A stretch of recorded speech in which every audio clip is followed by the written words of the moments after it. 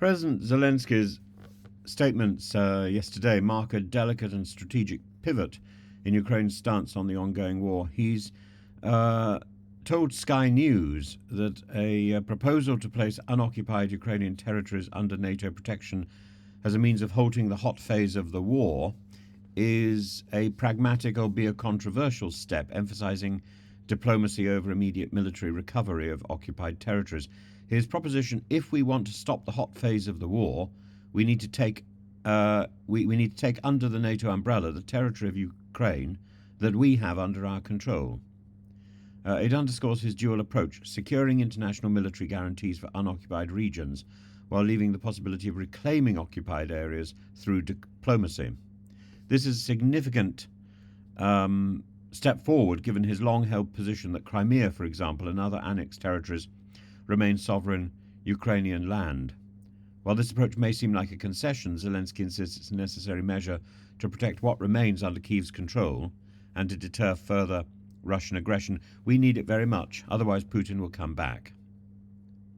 Zelensky's comments come in the middle of increased international pressures and shifting geopolitical dynamics, particularly with the US President-elect Donald Trump ready to propose a peace plan that involves Ukraine ceding occupied territories in exchange for NATO membership. While Zelensky refrains from endorsing such terms outright, his readiness to engage diplomatically with Trump, despite the challenges, reveals his intention to keep Ukraine's interests at the forefront. We have to work with the new president, he said, emphasizing the importance of direct communication to avoid missteps between that may be caused by intermediaries. Notably, Zelensky remarks his remarks have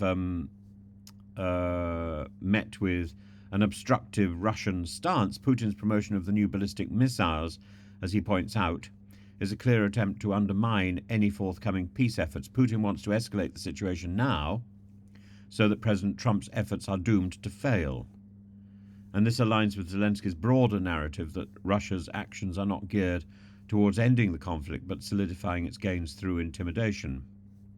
The same might also be said of Biden. Biden's approval of the ATACMS use in Russian territory really comes too late to be genuinely effective. It's provocative rather than effective, and possibly a misstep.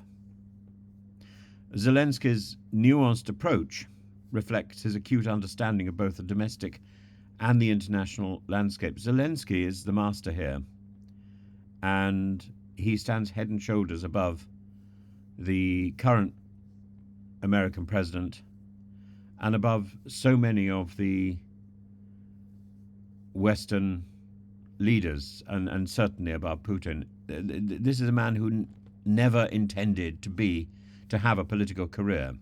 Yes, he has a background in law and a background in performance, but a background in politics, no. And he's done better than most. His nuanced approach reflects his acute understanding of both the domestic and the international landscape. And domestically, any suggestion of ceding territory risks alienating the Ukrainian people, whose resilience has defined the country's war effort. Internationally, however, securing NATO guarantees could provide a strategic advantage by strengthening Ukraine's defensive capabilities and political leverage.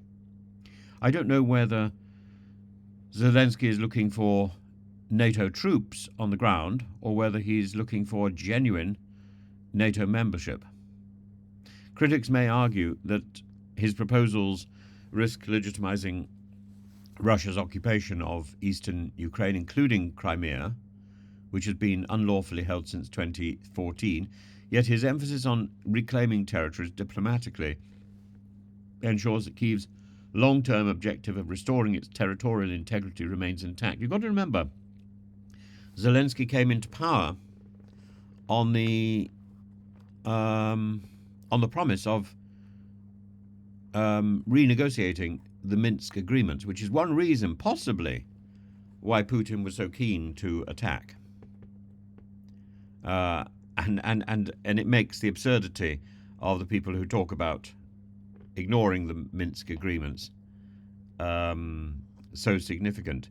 The same people who talk about the Minsk agreements are those who ignore completely the Belgrade Accord that took place beforehand, which promised not only that Russia would protect Ukraine in return for Ukraine's missiles, but that this was guaranteed by international countries, by the UK, the US, and I think the EU. So we have a duty to protect Ukraine, by the way, under the Belgrade Accord.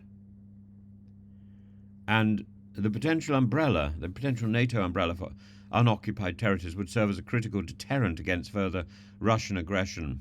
But it does place NATO exactly in the position that Russia has accused it of holding hitherto.